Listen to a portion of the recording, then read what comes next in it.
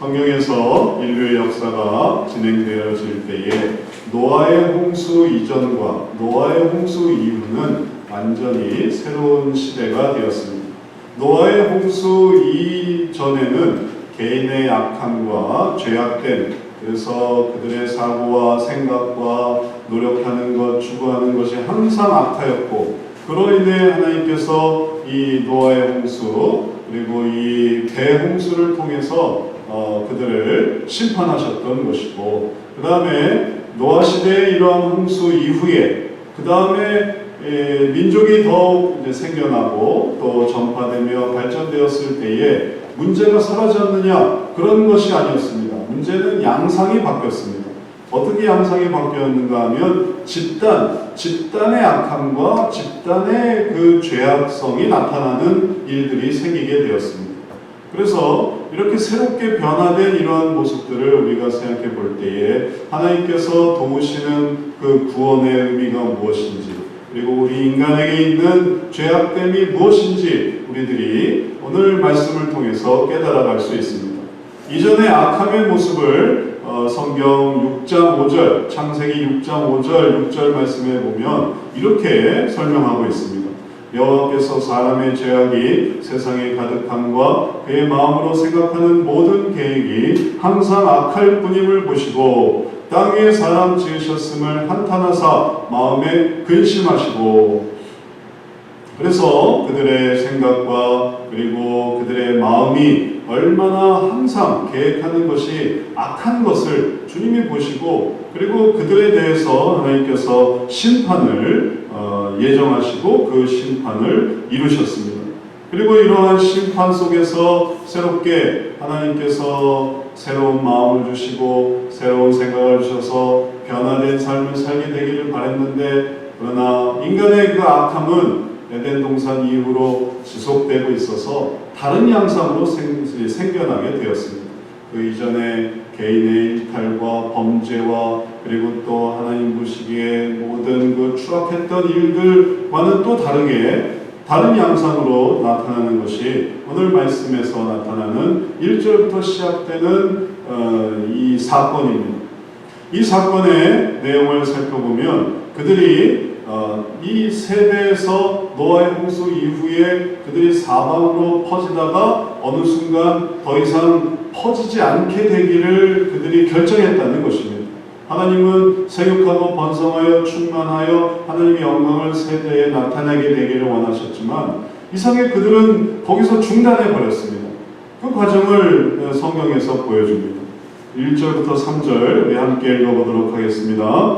온 땅의 언어가 하나여 말이 하나였더라. 이에 그들이 동방으로 옮기다가 신할 평지를 만나 거기 거류하며 서로 말하되 자 벽돌을 만들어 견고히 굽자 하고 이에 벽돌로 돌을 대신하며 역청으로 진흙을 대신하고. 그때 언어가 하나였다고 했습니다. 말이 하나였다고 했습니다. 그래서 노아의 세 아들 셈, 함, 야벳 그리고 그 며느리들이 계속 생육하고 번성하여 많은 족속들이 생겨나고 거기서 많은 나라들이 생겨났는데 그들이 동방으로 옮기고 신할 평지를 만나고 나서 거기에 눌러앉게 됐습니다. 그리고 뭐라고 말했는가 하면 우리가 벽돌을 굽자. 이전에는 돌을 이제 쌓았었던 것뿐인데 이제는 벽돌로 기술이 발전하게 된 것입니다. 예전에는 진흙을 썼는데 이제는 지혜가 생겨서 역청을 만들게 됐습니다. 그러니까 건물을 더 단단하고 튼튼하게 만들 수 있게 된 것입니다. 그런 기술이 발전된 것이죠. 새로운 방법이 창안이 된 것이죠.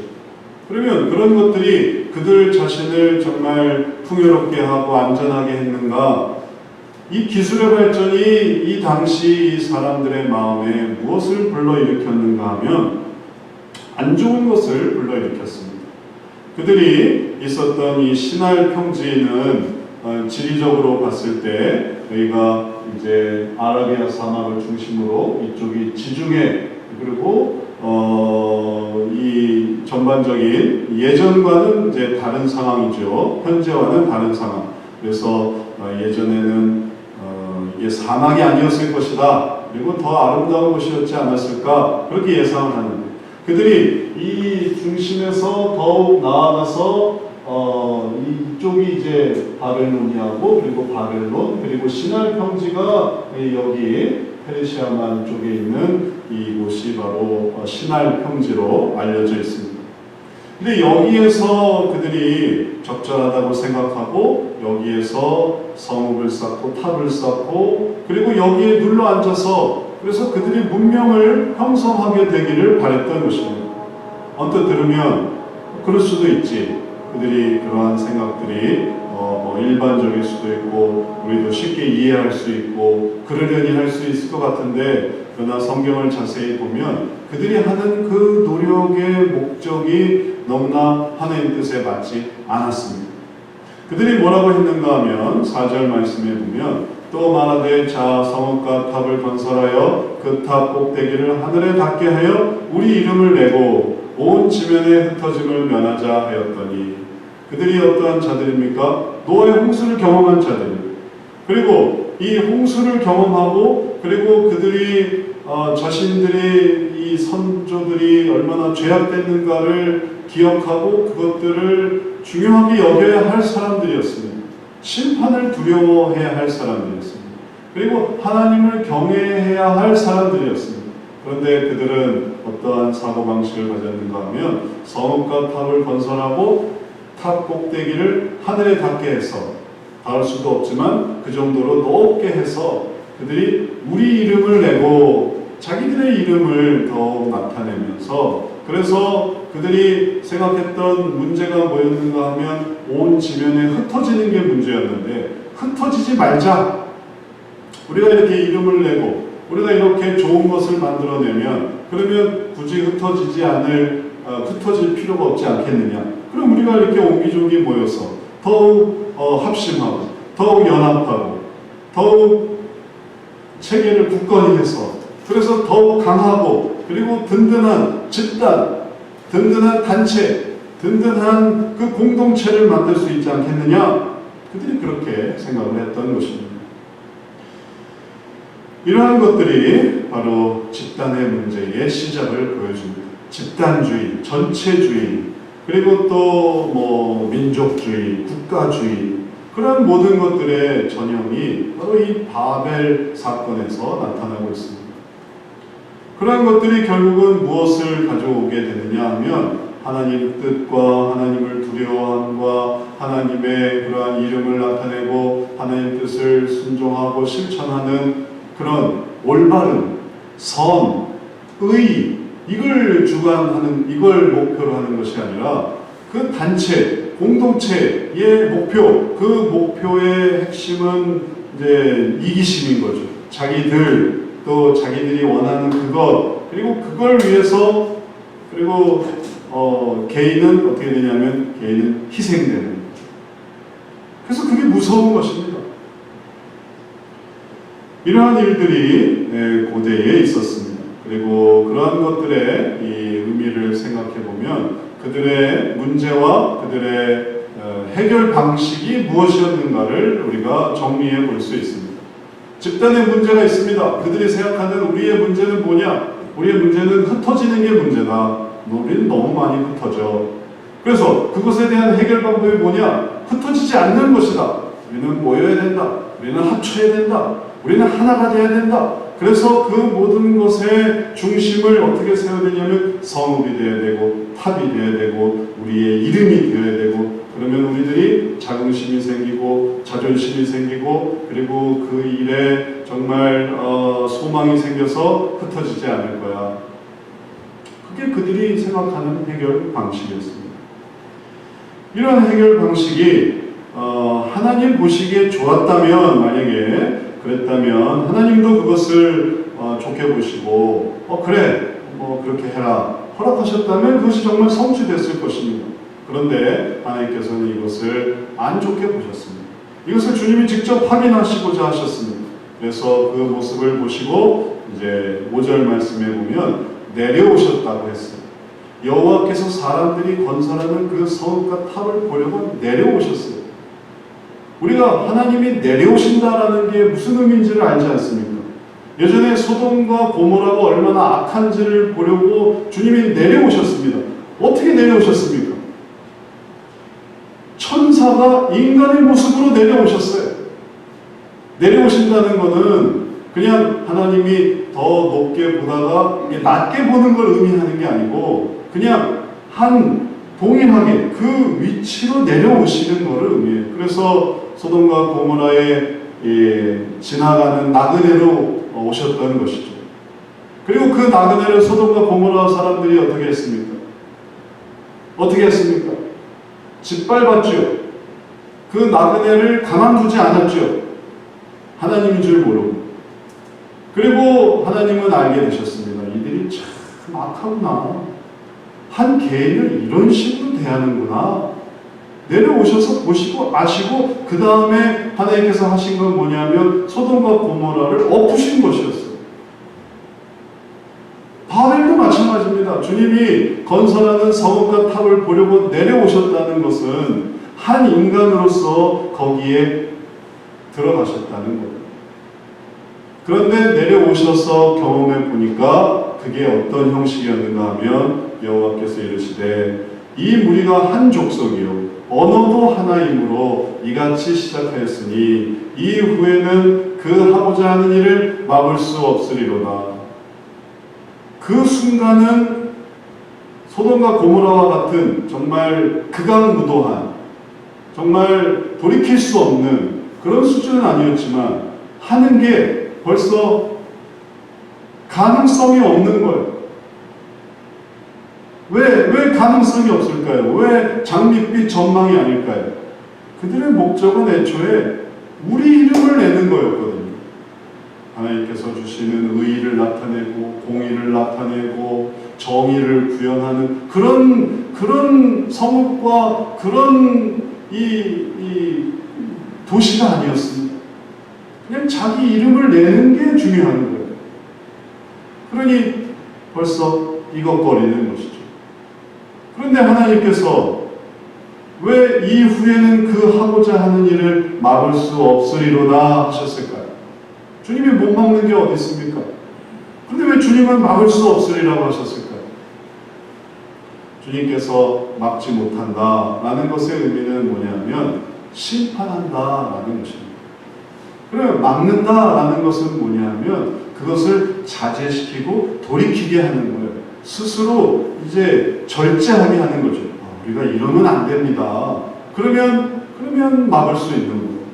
그러나 막지 못하면 그냥 이걸 내버려 두면 이후에는 그러면 막을 수가 없으니까 그것은 더욱 끝없이 진행되게 되겠고 그럼 결국 그것은 심판을 부르게 되는 것이죠. 그래서 주님께서는 그렇게 되기 전에 하나님의 심판에 이르기 전에 주님께서 나타나게 하신 건 뭐냐면은 인간의 역할이 나타나게 하십니다.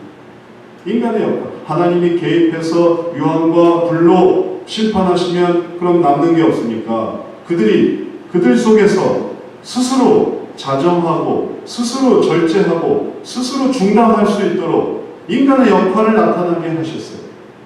그리고 그것이 뭐냐면 그 다음에 나타나는 7, 8절에 있는 대로 자 우리가 내려가서 거기서 그들의 언어를 혼잡하게 하여 그들이 서로 알아듣지 못하게 하자 하시고 그들이 예전에는 다 알아들었어요.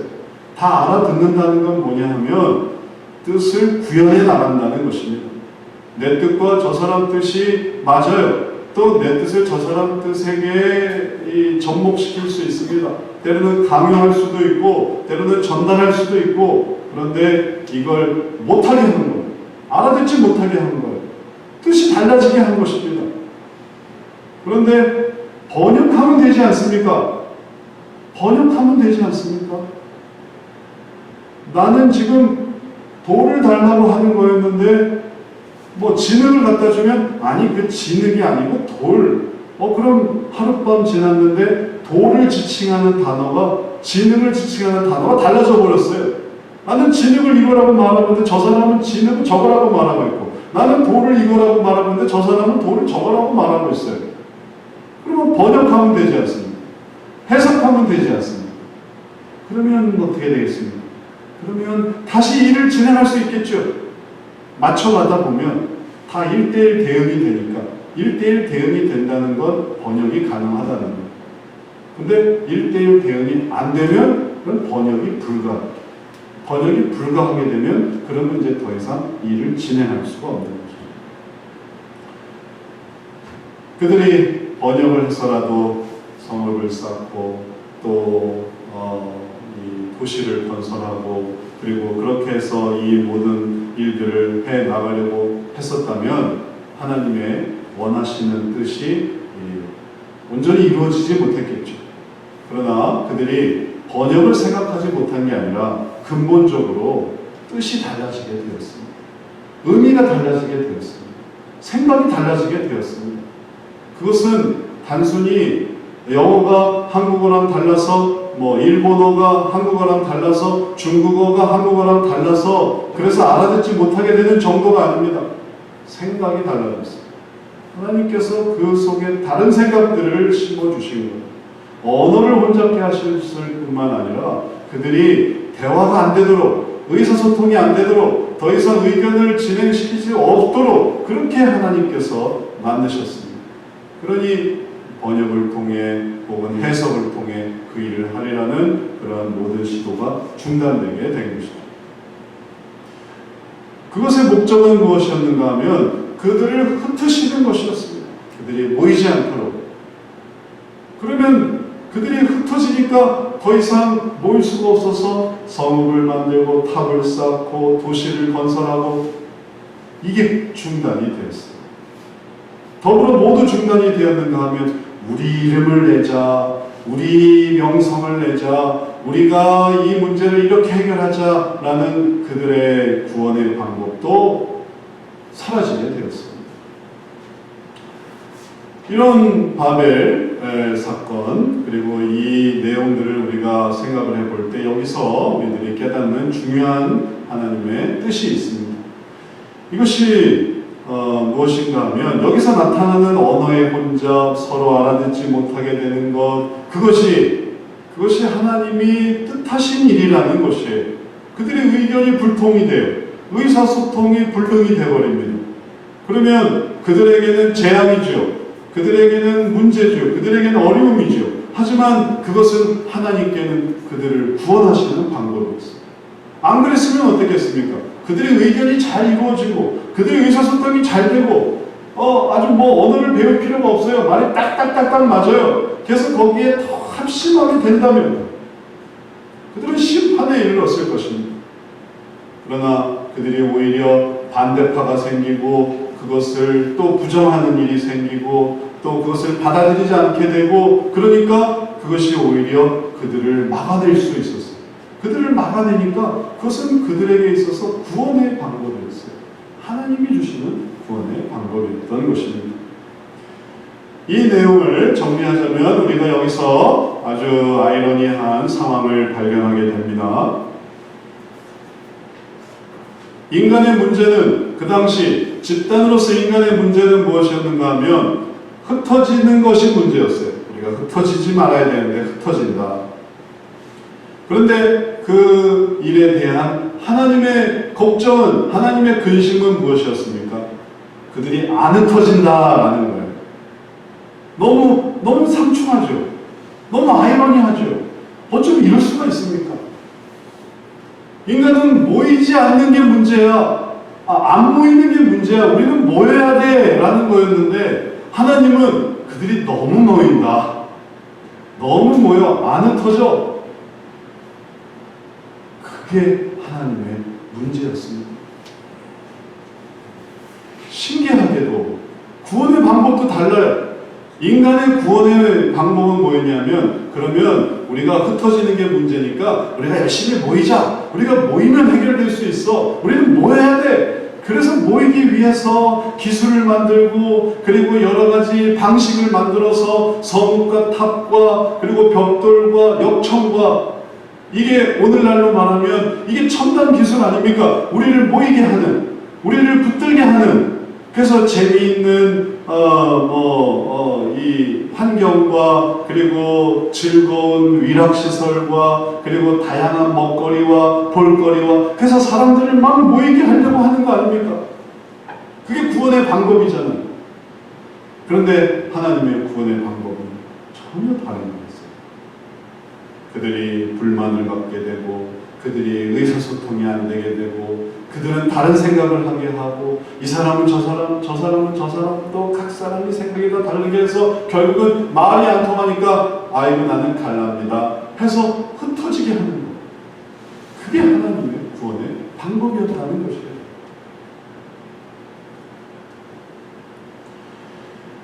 오늘날 이러한 이 아이러니한 대조는 우리들로 하여금 정말 중요한 것이 무엇인가를 깨닫게 합니다. 이것이 단순히 모이고 흩어지고 모이고 모이는 건 다 잘못되고 흩어지는 것은 다 좋은 것이고 이걸 보여주느냐? 그게 아닙니다. 모이거나 흩어지거나 모이거나 의견이 통일되거나 아니면 의견이 분산되거나 혹은 의견이 분산되거나 혹은 의견이 통일되거나 그 자체의 양상을 보여주는 게 아닙니다. 더 중요한 것은 그걸 왜 하느냐라는 거예요. 왜 의견은 통일되어야 되고 왜 사람은 모여야 되고 왜 사람은 분산되어야 되고 왜 의견은 다양해야 되는가? 그것은 하나님께서 보여주시는 분명한 차이가 있습니다. 인간은 항상 무엇을 하냐면 우리 이름을 내고 라는 거예요. 우리 이름을 내고 그래서 그 이기심에 자기 중심적인 생각에 그리고 또 자기 목표를 구현하는 그래서 선동하는 것이죠. 왜냐하면 힘을 얻어야 되니까. 이 동력이 약해요. 우리가 모여서 데모도 해야 되고 모여서 항의도 해야 되고 모여서 실력 발휘도 해야 되고 그러면 그것의 목표가 우리 이름을 내고 라는 것이라면 그러면 그것은 지극히 악한 것입니다. 목표가 그것은 옳고 그름을 구별하는 게 아닌 거예요. 그런데 또 어떤 면에서는 정말 모여야 되고 합쳐야 되고 연합해야 되고 그러면 그것이 정당해야 되고 그것이 의미 있게 되는 이유는 뭐겠습니까? 그게 하나님의 이름을 생각합니다. 하나님의 이름을 생각합니다. 하나님께서 원하시는 게 뭘까? 정말 악을 대응하게 하시고 그리고 또 부정을 대응하게 하시고 부패를 대응하게 하시고 그래서 거짓을 바로잡게 하시고 그럴 때는 그것은 하나님의 이름을 내고자 하는 것이었기 때문에 근데 또 그렇게 또 모였다가 그것이 생각해보니까 하나님의 이름으로 시작했지만 좀 더 진행해서 우리 이름도 좀 내면 좋겠다. 그렇게 되면 그러면 또 이게 뭐가 되겠습니까? 그러면 또 이제 타락하는 거예요. 인간의 역사가 이런 것이었어요. 집단의 문제가 바로 이런 것이었어요. 그래서 악으로 모이고 또 사악함으로 모이고 이기적인 목적으로 모일 때 하나님은 그것을 치셔서 그들을 분리시키시고 그들이 더 이상 더 모여서 악한 일을 행하지 못하도록 폭력단체 그 단체를 해산시키지 않습니까? 불법 집회 해산시키지 않습니까? 그건 불법이니까 그건 사악한 거니까 모여서 더 많은 악을 이루니까 그러나 어떤 경우에는 또 모여서 또 의의를 이루고 또 모여야만 의견이 개진되고 그럴 때는 또 모이게 되지 않습니다. 그래서 우리가 이 창세기에 나타난 인류의 이러한 일들을 생각해 보면 하나님이 하게 하시는 일들이 얼마나 오묘한지를 생각하게 됩니다. 항상 통일되어야 되는 것이 아니고 항상 연합해야 되는 것이 아니고 그것이 정말 의미 있고 가치 있고 하나님이 보시기에 기뻐하시는가 그게 중요한 거예요. 또 그렇지 않을 때 하나님께서는 바꾸시는데 그 바꾸시는 것도 그것도 의미가 있습니다. 왜냐하면 그럴 때 그들은 더 이상 악의 원흉이 되지 않고 그들은 적절히 제한되고 제지되고 그렇게 될 수 있습니다. 우리가 인류 역사 속에서 많은 정말 잘못된 국가와 나라가 정말 똘똘 뭉쳐서 악을 행하는 것을 보지 않습니까? 사법권이, 입법권이, 행정권이 하나로 똘똘 뭉쳐서 그들이 내린 결정은 뭐냐면은 우리가 세계를 정복하자. 얼마나 사악합니까? 그렇게 되기 위해서 그들 안에 안 됩니다. 우리가 양심이 있죠. 안 됩니다. 우리가 인격이 있죠. 아닙니다. 우리가 도덕이 있는데 이런 건 안 됩니다. 그러나 그런 모든 것들은 다 제지되고 그런 이야기들은, 그런 어떤 소리들은 다 무시돼서, 그래서 정말 똘똘 뭉쳐서 삼권이 일치가 돼서 하나의 악한 방향으로 가게 되면 철퇴를 맞았어요. 하나님의 심판을 받았습니다. 어떤 식으로든지 심판을 받았어요. 인간이 심판을 안 하면 어떻게 되겠습니까? 하나님이 심판하실 거예요. 그걸 하나님께서는 막을 수 있을 때 막게 되기를 원하시는 것이죠. 이제 이러한 뜻을 우리가 깨닫는다면 어떤 것이든지 더 주도적이고 또 더 압도적이며, 그래서 우리의 뜻을 완전히 실행할 수 있는 그 강력하고 정말 거역할 수 없는 그 무엇, 그런 거란 있어서는 안 된다는 사실을 우리가 깨닫습니다. 왜냐하면 그건 필연적으로 악해지기 때문에 그런 것입니다. 그 모든 일들의 명칭이 생겼습니다. 그래서 9절 말씀에 보면 그 이름을 바벨이라고 했습니다. 그 이름을 바벨. 바벨이라는 뜻의 의미는 뭐냐면 혼자래, 혼자, 바벨. 그러면 바벨이라는 이름이 좋은 걸로 들리나요? 안 좋은 걸로 들리나요? 안 좋은 것처럼 들리죠. 혼잡하잖아요. 자기들은 지금 여기서 성읍과 탑을 쌓고 도시를 건설하고 정말 잔뜩 그냥 장밋빛 환상을 꿈꾸었는데 혼잡하게 돼가지고 그들은 망하지 않았습니까? 그런데 그것은 그들에게 구원이었습니다. 그들은 그냥 뒀으면 정말 진짜 망했을 텐데 그들은 그래서 살았어요. 그들은 그래서 혼잡하게 됨으로 인해서 다른 생각, 다른 의견, 또 다른 다양성, 그런 것들 때문에 그들이 지면에 흩어졌습니다. 그러니까 이렇게 흩어지니까 어떻게 됐냐면 그들은 그곳에서 또 다 각각 축복을 받았어요. 바벨이었으면 그들이 두 번째 심판을 자초했겠지만, 그러나 그들이 그 바벨을 통해서 세계로 흩어질 때에 그들이 그 지면에 온 곳에 충만해져서, 그래서 또 동아시아로도 가고 또 유럽으로도 가고 또 북쪽으로 서쪽으로 남쪽으로 크게 퍼져서 하나님의 축복을 누리는 그런 계기가 되었습니다. 그래서 아이러니한 일들이 여기 있습니다. 바벨은 혼잡함이었는데 그것은 은혜의 다양함으로 축복이 되었습니다. 신기한 일이죠. 그게 나쁜 것만이 아니었던 것입니다. 지금은 괴롭겠지만 그것은 하나님께서 예비하신 새로운 은혜를 누리는 그러한 명칭이 되었습니다.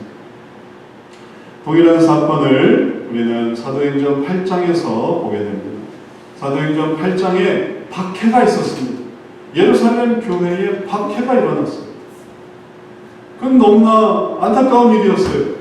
지금 막 교회가 부흥하고 있는 시점이었는데, 막 이제 사람들이 모여들기 시작하는 시점이었는데, 그런데 스데반이 돌에 맞아 죽음으로써 덩달아서 예루살렘 교회에 큰 박해가 있었습니다.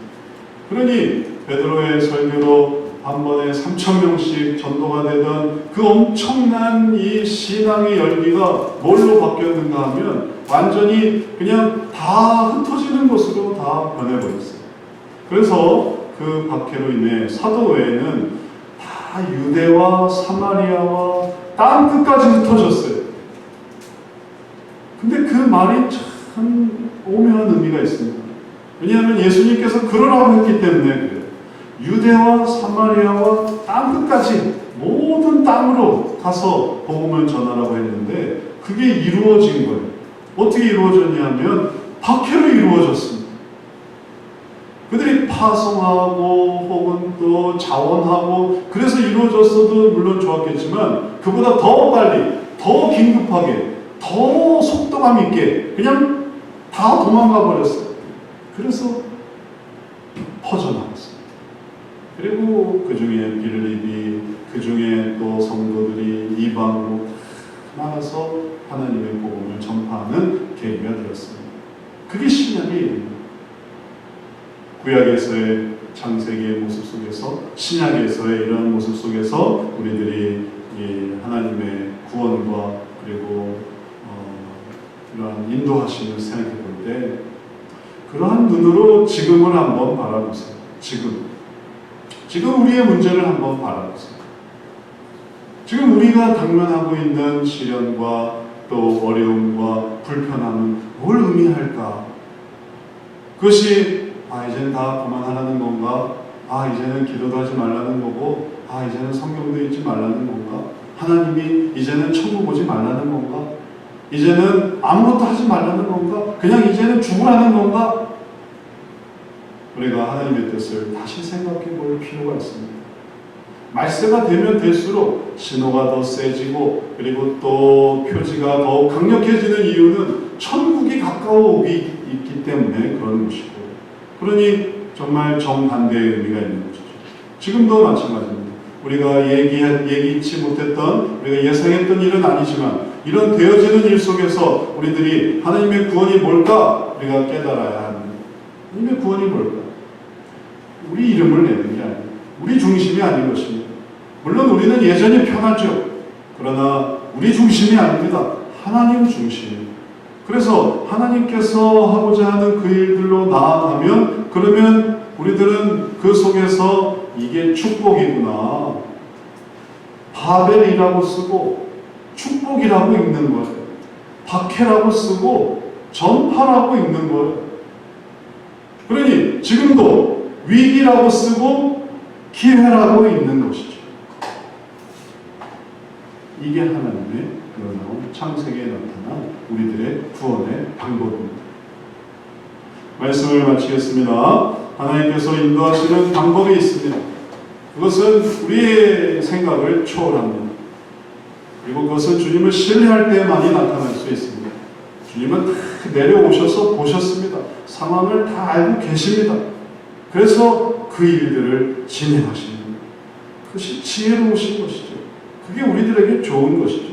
지금도 마찬가지입니다. 여기서 주님의 뜻을 우리가 깨달아 축복의 길이 뭘까? 내가 해야 될 일이 뭘까? 내가 이제 하루 종일 잠만 자고, 내가 또 시간이 많아서 하루 종일 누워있고, 내가 시간이 많아서 하루 종일 놀고, 내가 정말 시간이 많아서 할 게 많아서 신앙을 도외시하고 살아갈 것인가? 아니면 내가 정말 움직여서, 내가 정말 하나님께로 나아가서 그래서 하나님의 구원의 길, 하나님을 알아가는 사람이 될 것인가? 그게 축복의 길입니다. 우리가 이 시대에 하나님께서 주시는 그러한 구원의 방법을 이해하고 그 놀라운 축복의 길로 나아가서 이제 가지 못했던 것을 가보고, 해보지 못했던 것을 해보고, 익숙지 않지만 전자기계도 두드려보고, 익숙지 못하지만 컴퓨터에도 좀 앉아보고, 익숙지 못하지만 물론 현장에 가는 게 제일 익숙하죠. 그러나 익숙지 못하지만 컴퓨터에도 앉아있고, 익숙지 못하지만 혼자서도 좀 지내보고, 익숙지 못한 일들에 익숙해지면 그게 얼마나 놀라운 축복이 될지 그것을 깨달아야 되겠습니다. 이것을 이해하고 하나님께로 나아가는 귀한 성도 되시기를 주의 이름으로 축원합니다. 기도하겠습니다. 동행의 주님, 우리들에게 주시는 새로운 시대가 우리들에게는 하나님의 구원의 방법인 것을 알게 하여 주옵소서.